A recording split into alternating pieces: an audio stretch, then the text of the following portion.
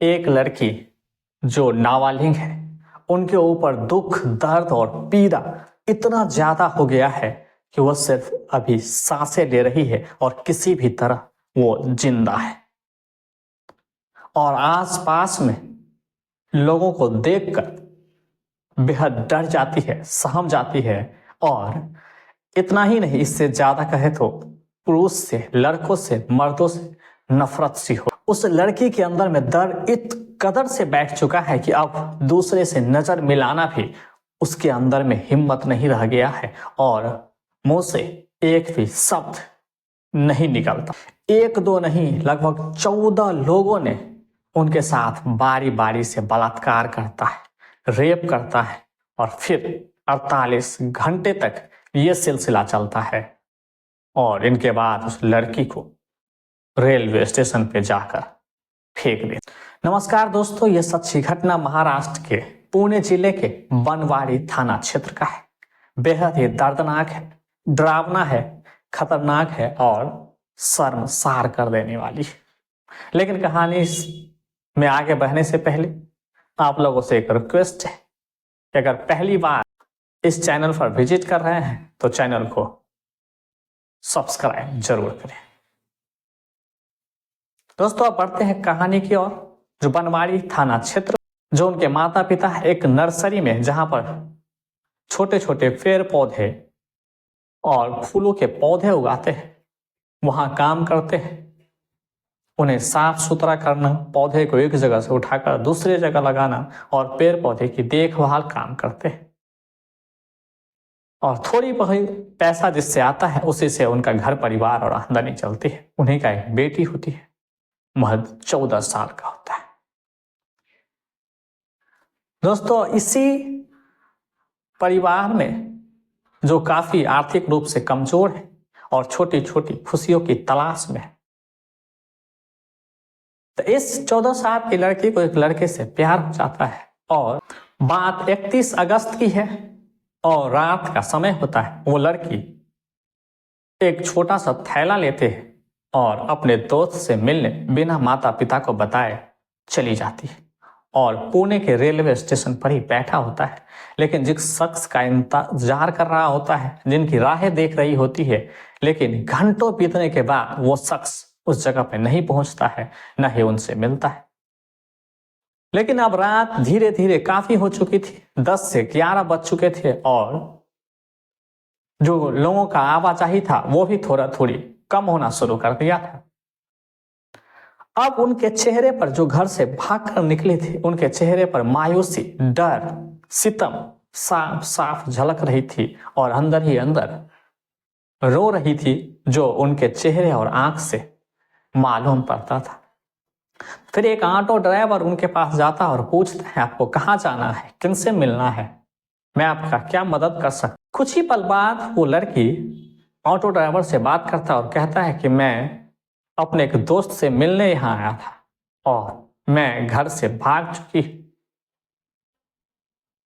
इतना सब सुनने के बाद ऑटो ड्राइवर उन्हें ले जाने की कोशिश करता है, लेकिन वो लड़की नहीं जाती। फिर वो ऑटो ड्राइवर वापस आते हैं और धीरे धीरे ये बात और उनके दोस्तों में फैल जाती है कि वो लड़की अकेली है, घर से भाग के आई है। तो दोबारा आते हैं, एक पानी का बोतल लेता है और वो लड़की को देती है कि आप पी लो। और उनके साथ मिलकर बात करते हैं कि चलो हम कोशिश करते हैं और हम सब मिलकर आपको उस लड़के तक, आपके दोस्त तक पहुंचा देंगे। और ऐसी ऐसी बातें बोलता है कि लड़की को यकीन हो जाता है वो जो ड्राइवर लोग हैं, वो जो अंकल हैं, उनकी मदद करेंगे। और अब ये ऑटो ड्राइवर ये 14 साल की लड़की को पानी पिलाता है और अपने ऑटो की तरफ लेकर चलता है। लेकिन पानी के पीने के कुछ ही समय बाद, कुछ ही पल में अब उस लड़की की पैर डगमगाने लगता है, लड़खड़ाने लगता है, लड़की बेहोश हो जाती है। फिर वो ऑटो वाले उसके कंधे पर हाथ देता है, उस लड़की को अपने बाहों में पड़ता है और धीरे धीरे ऑटो में बैठाकर उन्हें दूर एक सुनसान जगह ले जाता है। सुनसान जगह लेकर कई लोग उनके साथ बलात्कार करता है, रेप करता है और अपने मन मर्जी से अपने अंदर के हवस, भूख को मिटाता है। और कई घंटों तक सुनसान जगह में इस वारदात को अंजाम दिया और फिर एक लॉज पर ले जाता। और जो ही उस रूम पर पहुंचते हैं, उस रूम पर पहले से ही कुछ लोग यानी लड़के मौजूद होते हैं और वो लड़के भी और बाहर से आए लड़के भी उनके साथ बलात्कार करता है, रेप करता है और अपनी हवस मिटाता है।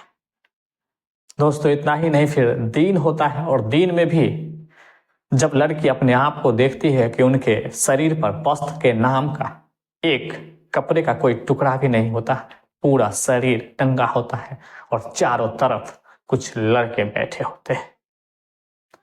लेकिन भूख प्यास से उनके शरीर में जो दर्द था, तकलीफ था और अपने आप में जो शर्मिंदगी महसूस हो रही थी, उन्हें देखकर तो घुट घुट कर जी रही थी और सभी के आगे अपने हाथ जोड़ते कहता है मुझे छोड़ दो, मुझे जाने दो। लेकिन उनका वहां सुनने वाला एक भी नहीं होता है। सुनकर भी कोई आता है, न ही कोई बचाने वाला होता है। लेकिन दिन में भी वो लड़के उनके साथ वही करते हैं जिन्होंने रात में किया था। फिर बारी बारी से रेप करता है उनकी आंखों के सामने। कई लोग हाथ पकड़ते हैं, पैर पकड़ते हैं और जबरदस्ती उनके जिस्म शरीर को नोचते हैं। कुल मिलाकर एक एक करके 12 लोग उस रूम के अंदर, लॉज के अंदर शारीरिक संबंध बना चुके थे। फिर लगभग 24 घंटे के आसपास बीतता है और उसी में से एक लड़का बोलता है कि अगर ज्यादा देर रखा तो मामला गंभीर हो जाएगा और सभी परेशानी में पड़ जाओगे, तो इससे अच्छा है कि इन्हें छोड़ दो। तो फिर दादा रेलवे स्टेशन पे आकर उसी रात्रि के समय छोड़ देता है। अब वो डरी सहमी सी लड़की दादा रेलवे स्टेशन पर बैठा, न सो किसी से पूछताछ करती है, न ही कुछ बोलती है, न किसी से कुछ बोलती है। बस गुमशुदगी डरी सहमी सी झोले को पकड़ी बैठी रहती है। तब सफाई कर्मी जो उस प्लेटफॉर्म की सफाई कर रहा होता है उनके नजदीक आता है, लेकिन उन्हें देखता है कि वो अकेली है, डरी सहमी सी है, न उससे पूछने वाला न देखने वाला कोई। कुछ देर बाद पता चलता है कि वो अकेली है।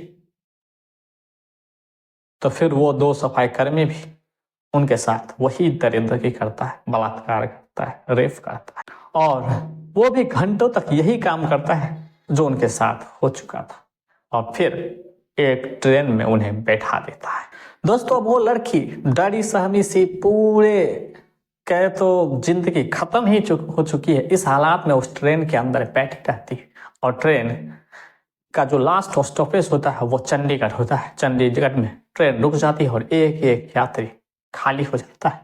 वो लड़के भी इस ट्रेन को छोड़कर प्लेटफॉर्म पर आता है और वहीं जाकर बैठ जाता है। बात देखें तो 48 घंटा निकल चुके हैं और वो भूखी प्यासी तड़पती जैसी तैसी अपनी जिंदगी निकाल रही है, बस जिंदा है और सांसें ले रही है। उन्हें देखने वाला और पूछने वाला कोई भी नहीं, जबकि हजारों लोग उसके पास से गुजर चुके हैं। जब स्टेशन पर बैठा रहता है तो एक जो रेलवे पुलिस अधिकारी होता है उनकी नजर बार बार इस पर जाता है। देखता है वो लड़की अकेली है, डरी हुई है और बार बार अपने कपड़े को, वस्त्र को ठीक ठाक करती है और इसके पास जो एक थैले है बस उसी को पकड़ कर रखती है। फिर रेलवे पुलिस धीरे धीरे उसके पास जाता है। जब पास जाता है तो लड़की और भी डर जाती है और फिर से अपने आप को जैसे पकड़ती है और झोले को पकड़कर गोद में रखती है और उसी से जैसे लगता है लिपट जाता है, जैसे लग रहा है उनके साथ फिर से कुछ गलत होने वाला है।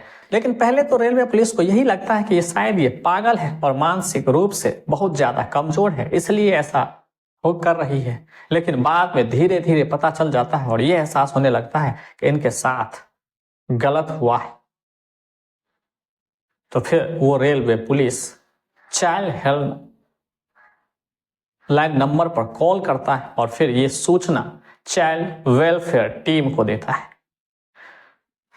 देते ही तुरंत मौके पर टीम एक्टिव हो जाता है और वहां जो चाइल्ड वेलफेयर का मेंबर होता है, अधिकारी होता है, जो कर्मी होता है, वो पहुंच जाता है और उस लड़की पास बैठता और पूछताछ करने की कोशिश करता है। लेकिन लड़की कुछ नहीं बोलती है। वो डरी सहमी सी सिर्फ सांसें ले रही है और जिंदगी निकाल। उधर लड़की के माता पिता भी अपनी बेटी को लेकर काफी चिंतित इधर उधर खोजबीन करता है, नहीं पता चलता है। तो फिर नर्सरी का जो मालिक होता है उनसे बात करता है और कहता है कि ऐसे ऐसे हो गया।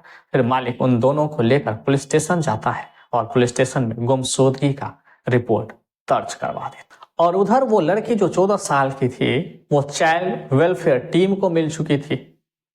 फिर उन दो के साथ बातचीत करने की तमाम वो कोशिश करती थी कि लड़की कहाँ का है, क्या नाम है और कहाँ से आई है, उनके साथ हुआ तो हुआ क्या है।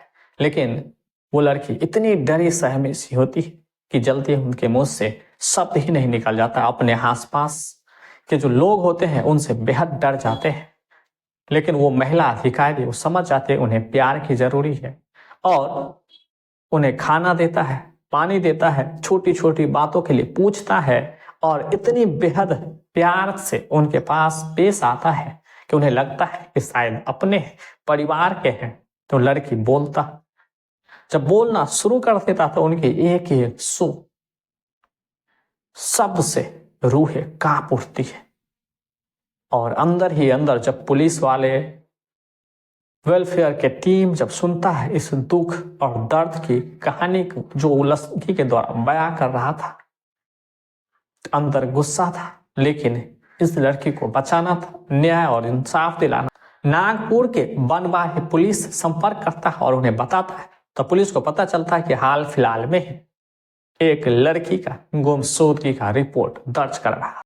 तब लड़की को तुरंत ही महाराष्ट्र के पुणे, चंडीगढ़ से हवाई जहाज के माध्यम से भेज दिया जाता है। वहां तुरंत हॉस्पिटल में एडमिट करवाया जाता है और चेक की जाती है तो पता चलता है कि उनके साथ कई लोगों ने घंटों तक बलात्कार किया, रेप किया, उनके साथ जोर जबरदस्ती हुई है। तो फिर लड़की का बयान दर्ज करता है और पुलिस कई सारे 100 से अधिक सीसीटीवी कैमरे को खंगालते हैं, कई टीम गठित करता है और इस जघन्य अपराध देने वाले लोगों को जल्द से जल्द ढूंढने की कोशिश करता है। तो रेलवे स्टेशन पर जाता है। तो रेलवे स्टेशन जब वो लड़की के द्वारा रात का वक्त बताया जाता है तो उस समय देखता है कि एक ऑटो ड्राइवर जो महज 30 साल के उम्र का वो उन्हें ले जाता हुआ दिखता है। तो नंबर प्लेट के जरिए उस आदमी तक पहुंचता है और उन्हें गिरफ्तार करता है और जो ही हिरासत में लेता है, पूछताछ करता है। और पुलिस जब अपने पर आ जाती है तो जो पुरुष होता है, ऑटो ड्राइवर होता है, वो कबूल कर लेता है और उनके साथ जितने भी लोग थे, जितने भी साथी थे, जिन्होंने लड़की के साथ एक एक करके दरिंदगी की थी, अपने हवस को मिटाया था, सभी को बारी बारी से गिरफ्तार कर लेता है। फिर पुलिस दादर के वो 2 सफाई कर्मी जिन्होंने लड़की के साथ रेप किया था, बलात्कार किया था और एक ट्रेन में चढ़ाकर उन्हें भेज दिया, फिर उन्हें भी गिरफ्तार करते हैं। होते होते लगभग कुल 16 आदमी को पुलिस के द्वारा इस केस से जुड़े हुए लोगों को गिरफ्तार कर लिया। दोस्तों, जब ये खबर लोकल मीडिया में आता है और आसपास के लोगों को जब जानकारी होती है तो लोगों के अंदर का गुस्सा और खून खौल जाता है और लोग प्रदर्शन भी करते हैं और कहता है कि इन दरिंदरों को जितना जल्दी हो सके फांसी की सजा तक मिलना चाहिए। लेकिन यहाँ पर काबिले तारीफ है वो रेलवे पुलिस अधिकारी और वेलफेयर टीम के वो महिला जिन्होंने अपना समझकर पूरी नजदीक जाकर कहे तो उनके बेहद हमदर्दी और प्यार जताकर उनसे एक एक बात जानकारी इकट्ठा करी और बहुत जल्दी ही इस केस की सुनवाई हो गई और जो इस केस में दोषी है, जिन्होंने भी दरिंदगी की, सभी को पुलिस ने गिरफ्तार कर लिया। दोस्तों, लेकिन लड़की का भी हौसला इतनी ज्यादा थी कि भले ही उनकी शारीरिक और मानसिक स्थिति तार तार हो चुका था, लेकिन अपने आंतरिक शक्ति की वजह से वो जिंदा थी। और अब जो दोषी पाए गए हैं शायद अब कानून के चंगुल से नहीं बचेगा, क्योंकि लोगों का भी मांग यही है जितना जल्दी हो सके उन्हें फांसी की सजा मिले। यह घटनाक्रम को सुनाने का उद्देश्य किसी को दुखी या परेशान करना नहीं है, बल्कि जागरूक करना है। इस घटना के बारे में आप क्या सोचते हैं हमें कमेंट करके जरूर बताएं। वीडियो पसंद आए तो लाइक करें और चैनल को सब्सक्राइब करें।